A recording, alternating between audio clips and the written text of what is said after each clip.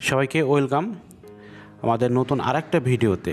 আজকে এই ভিডিওতে তুমি শিখতে যাচ্ছ পাঞ্চুয়েশন মার্কস তুমি সহজে কীভাবে সহজ টেকনিকে তুমি মার্কসটা কীভাবে খাতায় লিখবে সেটা আমার টেকনিক দেখাবো। দেখো, পাঞ্চুয়েশনের প্রথম স্টেপ বুঝতে হবে তোমার পাঞ্চুয়েশন বিষয়টা কী। পাঞ্চুয়েশন বিষয়টা হচ্ছে তোমার এখানে যে দাড়ি, কমা, সেমিকলন, প্রশ্ন মার্ক, এইগুলো তুমি কীভাবে এখানে কোন সেন্টেন্সের সাথে কীভাবে তুমি অ্যাড করবে, সেইগুলো কীভাবে কী টেকনিক, সেইটার নামই হচ্ছে পাঞ্চুয়েশন।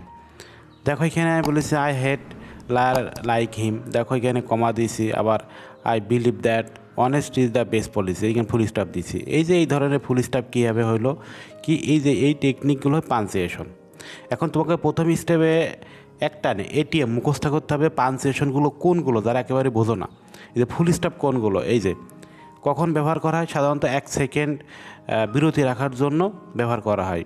তারপরে সেমিকলন, দেখো ফুল স্টপের অর্ধেক, এদেরকে তোমার চিনতে হবে কিন্তু, কমা, সেমিকলনের অর্ধেক, কোয়েশ্চেন মার্ক, এই যে প্রশ্নবোধক চিহ্ন, সাধারণত 1 সেকেন্ড থামতে হয়।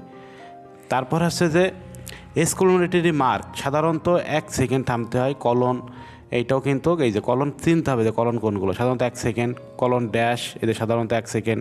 ড্যাশ সাধারণত 1 সেকেন্ড, এগুলো সব 1 সেকেন্ড। আর হাইপেন কোনো থামার দরকার হয় না।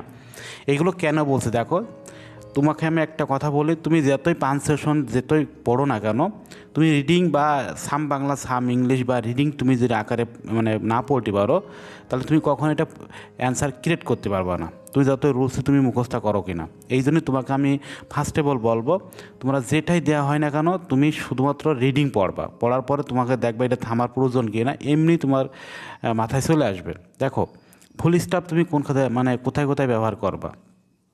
প্রথমে মনে রাখবে অ্যাসার্টিভ, ইম্পারেটিভ, অপটেটিভ, শুধুমাত্র এই 3টা জায়গায় কিন্তু ফুল স্টপ বসে, এটা মনে রাখতে হবে। এখন তোমাকে কিন্তু বেসিক থেকে শিখতে হবে অ্যাসার্টিভ সেন্টেন্স কীভাবে চিনবো, ইম্পারেটিভ অপটেটিভ সেন্টেন্স কীভাবে চিনবো, এটা তোমাকে অবশ্যই জানতে হবে। অ্যাসার্টিভ সেন্টেন্স দেখে যে সেন্টেন্স সাবজেক্ট, ভার্ব, অবজেক্ট থাকবে সেটা হচ্ছে অ্যাসার্টিভ সেন্টেন্স, মানে মূল কথায় মনের ভাব প্রকাশ করবে যেটা। আর অপটেটিভ ভার্ব দিয়ে শুরু হয়, আর ইম্পারেটিভ মে লং দিয়ে শুরু হয়, এটা তোমার জানতে হবে। এই যে হি গোস টু স্কুল, এই যে এই ধরনের মে আল্লাহ বিলিভস ইউ, ফুল স্টপ মনোভাব প্রকাশ করছে। ডু দ্য ওয়ার্ক, মনোভাব প্রকাশ করছে। এই যে এইগুলো তোমাকে কিন্তু দেখে শুনে বুঝে তোমাকে কিন্তু অ্যান্সার ক্রিয়েট করতে হবে। তারপরে ফুল স্টপকে ডট মানে যে যেগুলো আছে না, ইমেল, এই যে এইগুলো কিন্তু ব্যবহার করা হয়, কিন্তু ওই ক্ষেত্রে না। তারপর কিছু যে তোমার ফেসবুকে কিছু ডাব্লু.ডট যে থাকে, তারপরে মিস্টার, মিসেস আছে না, এইগুলো কিন্তু ডক্টর, এইগুলো কিন্তু ফুল স্টপ বসে, এগুলো তোমার বুঝতে হবে কিন্তু। তাহলে বুঝতে পারছো যে কোনগুলো ক্ষেত্রে ফুল স্টপ ব্যবহার করা হয়। এবার দেখো এখানে কমা ব্যবহার করা হয় কোনগুলো ক্ষেত্রে, দিন, মাস, কোনো কিছু বোঝালে সেখানে তুমি যে কমা ইউজ করতে পারো। এই যে স্যাটারডে, জানুয়ারি, এই যে এইগুলো কমা। আরও অনেক মাস আছে, মাস ও বছরের পূর্ব কিন্তু বসানো হয় তারিখ, এই যে তারিখ প্লাস ইয়ার, এখানে কিন্তু কমা বসানো হয়। এইগুলো তোমাকে বুঝতে হবে কিন্তু। জাস্ট ছোটো ছোটো আমি যে টেকনিকগুলো দিচ্ছি এগুলো হ্যান্ড নোট করে রাখবে। তারপরে কাউকে উক্তি সরাসরি ব্যবহার করতে চাইলেও সেখানেও কমা ব্যবহার করা হয়।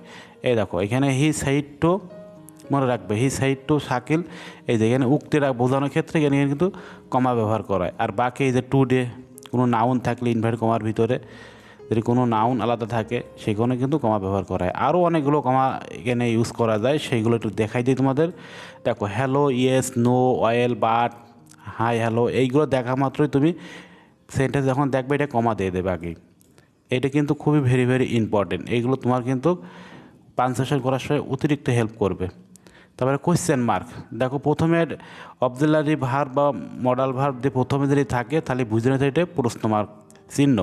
তারপরে এই যে ডাব্লুএস কোয়েশ্চেন দিয়ে শুরু হবে, ডাব্লুএস কোয়েশ্চেন মার্ক অবশ্যই কিন্তু সাহায্যকারী ভার্ব মানে অবজেলারি ভার্ব থাকা লাগবে, না হলে কিন্তু কখনো ইন্টারোগেটিভ হবে না। এই হচ্ছে টেকনিক, এইটাও তুমি বুঝে বুঝে কিন্তু অ্যান্সার ক্রিয়েট করবে। তারপরে দেখো এক্সক্লেমেটরি, যেটা বিস্ময় সূচক, দেখো উল্লাস, আনন্দ, বেদনা বোঝাবে সেইগুলো। আর কিছু কিছু ক্ষেত্রে এই যে ডাব্লুএস কোয়েশ্চেনের থাকবে, তারপরে আছে আর্টিকেল প্লাস নাউন থাকবে, এই যে ভার্ব, অবজেক্ট, এই ধরনের থাকলেও কিন্তু এক্সক্লেমেটরি চিহ্ন বসে। আর এই যে এলাস, ফাই, হুররা, এইগুলো তোমার হ্যান্ড নোট করে রাখবে, এলাস, ফাই, হুররা, এইগুলো থাকলেও এক্সক্লেমেটরি চিহ্ন বসে। হাই পেন, দেখো সাধারণত কম্পাউন্ড ওয়ার্ডের ক্ষেত্রে কিন্তু হাই পেন ব্যবহার করা হয়। এইগুলো তোমার পরীক্ষার জন্য খুবই কম আসে, দেখো এই যে 21, 22 এই ক্ষেত্রে কিন্তু লাগে, এগুলো খুবই কম আসে, এগুলো দরকার নাই। তো বেশিরভাগ আসে প্রথমত চিহ্ন, এক্সক্লেমেটরি চিহ্ন, ফুল স্টপ, এইগুলো তোমাকে বুঝে বুঝে পড়তে হবে। তারপরে কলনটা একটু কম আসে, কলনটা কোনো ডায়লগ বা পিলিসে যেগুলো ক্ষেত্রে ব্যবহার করা হয়, যে পিলিসি পরে দেখেছো, মানে ডায়লগ ক্যাটাগরি কোনো লেখার সময় এটা ব্যবহার করা হয়, এটা খুব কম আসে, এটা দেখার দরকার নাই। তার কমার্সে এইটা আমাদের লাগে না, আমরা যেগুলো ইম্পর্টেন্ট সেইগুলো দেখাই শুধু, ভিডিওটা লং হয়ে যাবে। এই যে অ্যাপোজিশন এইটা কিন্তু লাগে না, এটা আমাদের লাগবে না, এটা আমাদের যেগুলো ইম্পর্টেন্ট সেইগুলো। কোটেশন মার্ক এইটা ভেরি ভেরি ইম্পর্টেন্ট, এইটাই লাগে শুধুমাত্র। দেখো এখানে কোনো কোটেশন মানে এক কথায় কারোর উক্তি তুলে ধরার ক্ষেত্রে, যেমন আছে যে হি সেইড, মনে রাখবে যখনই সেইড দেখবে, আক্স দেখবে, সেইড, আক্স, রিপ্লাইড, যখন এইগুলো দেখবে তখনই তুমি বুঝে নেবা যে এইগুলো আছে কোটেশন মার্ক, মানে ইনভার্টেড কমাতে ঘিরতে হয়। তাহলে দেখো আই রিড, দেখো সেখানে বলছে আমি পড়েছি, এটা গীতাঞ্জলি, দেখেছো, আই রিড, আমি পড়েছি অমুক তমক, মানে এক কথা এখানে এইভাবে আসতে পারে যে he said to me, he said to me, সে বলেছিল, মি কাকে, আমাকে, সে কী বলেছিল, সেইটাই তোমার স্পেস দিকে ঘিরে তারপরে এখানে তোমার ইনভাইট কমাতে ঘিরতে হয়। এক কথায় ন্যারেশন, তোমরা যে ন্যারেশনটা শিখছো সেইটা, যারা ন্যারেশন পারবো তারা এইটা বুঝবা, আর যারা ন্যারেশন পারো এটা বুঝতে পারবা না। এইটা কিন্তু একেবারেই সহজ, কিন্তু বেশি সহজ যে মনে হচ্ছে এমন না। এক কথায় ন্যারেশনের সিস্টেমটা তোমাকে বুঝতে হবে, যারা ন্যারেশন অ্যান্সার ক্রিয়েট করা অভ্যাস আছে তারাই পারবে। তাহলে বুঝতে পারছো, এইগুলো আরও কিছু ক্ষেত্রে আমি দিয়ে দিই, যে কিছু কিছু ক্যাপিটাল লেটার আছে, যেমন দেশের নাম, কারোর নাম যে প্রথমে থাকে সেইগুলো ক্ষেত্রে কিন্তু প্রথমে বড় হাতের মানে ক্যাপিটাল লেটার দিয়ে অ্যান্সারটা ক্রিয়েট করতে হয়। তার কোনো কবিতার নাম, এই যে কবিতার পঙ্গ বা নিউজ পেপার, ইকোনমিক্স, মানে তোমার সাবজেক্ট, একাডেমিক সাবজেক্ট, এইগুলো প্রথমে সব কিন্তু প্রথম বড় হাতের অক্ষর দিয়ে মানে ক্যাপিটাল লেটার দিয়ে অ্যান্সারটা ক্রিয়েট করতে হয়। কিছু কিছু ক্ষেত্র আছে, দেখো এখানে বাক্যের মধ্যে কিছু ইনভার্টেড কমার, এক কথায় কিন্তু ইনভার্টেড কমা থাকবে না, ইনভার্টেড কমার প্রথম অক্ষর কিন্তু সবসময় কিন্তু বড় হাতে দিতে হয়, এটা কিন্তু বিশাল প্লাস পয়েন্ট, এটা কিন্তু বুঝতে হবে, কিন্তু এইটাও কিন্তু খুব গুরুত্বপূর্ণ। তারপরে আরও দেখি প্রপার নাউনে ব্যক্তি, বস্তু, প্রাণী, স্থান ইত্যাদি, মানে দিন, মাস বা নিজের নিজস্ব নাম, প্রতিটি শব্দের লেটারে ক্যাপিটাল লেটারে বসে, এর মনে রাখতে প্রতিটা মানে প্রথম শব্দে। এই যে দেখো, এই যে ডিসেম্বর, ভিক্টোরি, ডে, বাংলাদেশ, মানে এইগুলো কিন্তু প্রথম অক্ষর সবসময় বড় হাতে লিখতে হয়, এটা তোমরা কিন্তু মাথায় মনে রাখবে। এই যে তারপরে কিছু কিছু অ্যাডজেক্টিভ আছে, সেইগুলো ক্ষেত্রেও বসে, দেশের নাম, বাংলাদেশি, ইন্ডিয়ান, এই যে এইগুলো অফিসিয়াল পদ, মর্যাদা, শিক্ষা, এই যে এইগুলো ক্ষেত্রেও কিন্তু তোমাকে কিন্তু মনে রাখতে হবে প্রথম অক্ষর বড় হাতে হয়। এই যে ইউএসএ, ইউকে, বিডি, হ্যাঁ, এই যে এইগুলো ক্ষেত্রে সবগুলো, এমবিএ, এমএ, এইগুলো ক্ষেত্রে কিন্তু বড় হাতের অক্ষর মানে ক্যাপিটাল লেটার দিতে হয়। কিন্তু ঈশ্বরের নাম ক্ষেত্রে দেখো, প্রিয়া, আল্লাহ, এইগুলো কিন্তু প্রথমে সবসময় বড় হাতের অক্ষর দিয়ে দিতে হয়, এইগুলো কিন্তু ভুল দেয়। তারপরে আই অর্থে শব্দার্থ ক্যাপিটাল লেটারে বসে কিন্তু আই, এই যে শব্দটি এইটাই বসে। কিন্তু সম্বোধন করার ক্ষেত্রেও কিন্তু এই যে ডিয়ার স্যার, এইগুলো কিন্তু সবসময় প্রথম অক্ষর, আর এই যে ওয়ার্ডগুলো থাকবে সবগুলো প্রথম অক্ষর দিতে হয়। ডিয়ার স্যার, ডিয়ার মাদার, এই যে ডিয়ার ব্রাদার, আঙ্কেল, এই যে এইগুলো সবই কিন্তু ক্যাপিটাল লেটারে দিয়ে কিন্তু অ্যান্সারটা ক্রিয়েট করতে হয়।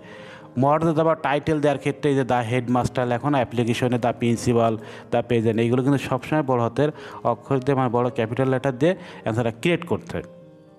মোটামুটি তোমাকে আমি ধারণা দিলাম, এইগুলো মোটামুটি একটু তুমি দেখবে।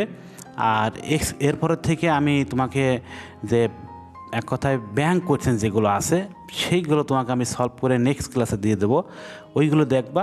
আগে প্রথম স্টেপে যেহেতু বেসিক ক্লাস এটা তোমরা একটু ধারণা দিলাম, তারপরে থেকে আমি যে ব্যাংক কোয়েশ্চেনগুলো আছে সলভ কীভাবে অ্যান্সার ক্রিয়েট হলে আমি দেখো দুই একটা দেখাইতেছি। এই প্লাস আমি এখানে হোমওয়ার্ক দিয়ে দেবো।